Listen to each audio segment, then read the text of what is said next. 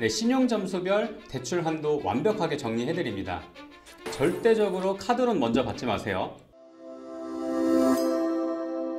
네, 안녕하세요. 조팀장입니다. 제가 최근에 뉴스 기사를 보니까 이 이금융권을 받고 계신 분들, 그분들의 어떤 연체율이 점점 늘고 있다, 증가하고 있다라는 뉴스 기사를 봤는데요. 카드론이나 캐피탈 같은 경우에는 자금을 받기가 워낙 쉽다 보니까 대표님들께서 많이 선택하시는 것 같아요.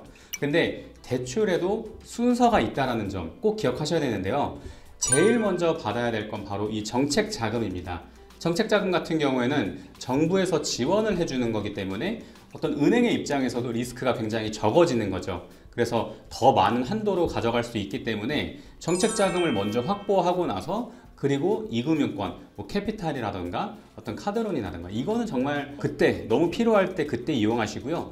우선적으로 사업 목적으로 사용하시는 운전자금 같은 경우에는 이 정책 자금 활용하시는 걸 적극 권장드립니다. 그럼 본론으로 들어와서 나는 과연 얼마나 받을 수 있을까? 그래서 이 신용점수별로 대출 한도와 금리에 대해서 간단하게 좀 설명을 좀 드릴게요. 보편적으로 이 국가에서는 이 나이스 점수를 위주로 좀 보기 때문에요. 물론 KCB도 많이 보지만요. 그래서 나이스 기준으로 제가 좀 설명을 좀 드리도록 하겠습니다. 그래서 표로 분사 좀 말씀을 드릴 텐데요. 제일 먼저 744점 미만 같은 경우에는 평균 500에서 한 1000만 원 정도. 그래서 금리 같은 경우에는 한 6%에서 한 8%대 이 정도 나오고요. 744점에서 800점대 같은 경우에는 한 1000만 원에서 1500만 원 정도 나오고요. 금리 같은 경우는 한 5에서 한 6% 정도 이렇게 나오게 됩니다.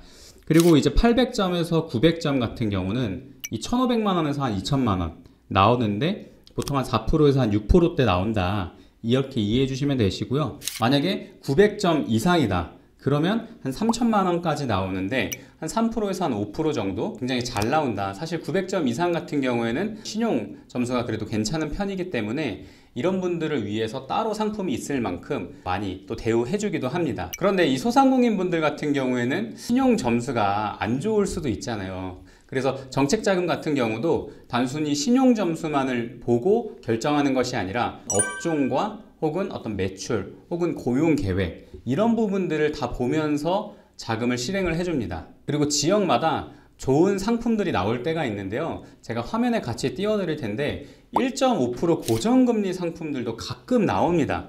그래서 이런 것들을 보시면은 굉장히 좋죠. 일단 저금리로 돈을 받다 보니까 대출 상환에 대한 부담도 굉장히 적어지고 또 회사의 현금 흐름도 굉장히 좋아지기 때문에 이런 것들을 잘 파악하면은 기업에게도 굉장히 도움이 되겠죠. 근데 사실 많은 분들이 이런 정보가 없어서 좋은 상품들, 좋은 내용들을 취득하지 못하는 경우들이 많아요. 그래서 이런 영상을 통해서 그런 것들을 얻어가셨으면 좋겠고요. 제가 영상을 좀 마무리하면서 한 가지 좀 팁을 드리자면 은행권에서 좋아하는 예쁜 재무제표, 이 재무평가죠. 이 부분을 잘 준비해 주시고 또한 인증이라던가 혹은 지식재산권이라던가 혹은 대표님이 어떤 사업적인 좋은 아이템이라던가 이런 비재무 요소들을 잘 정비를 하신다면은 분명히 정책자금을 받으실 때 충분히 가점 포인트로 가져갈 수가 있습니다. 그래서 이런 회사 스펙을 쌓는 거 혹은 예쁜 재무제표를 만드는 거 이런 부분들은 편하게 저에게 문의 남겨주시면은 제가 그 기업마다 맞춤형으로 기업 컨디션을 높이는 방법 설명해 드리도록 하겠습니다. 그래서 다음 영상 때도 도움되는 컨텐츠로 인사드리겠습니다. 감사합니다.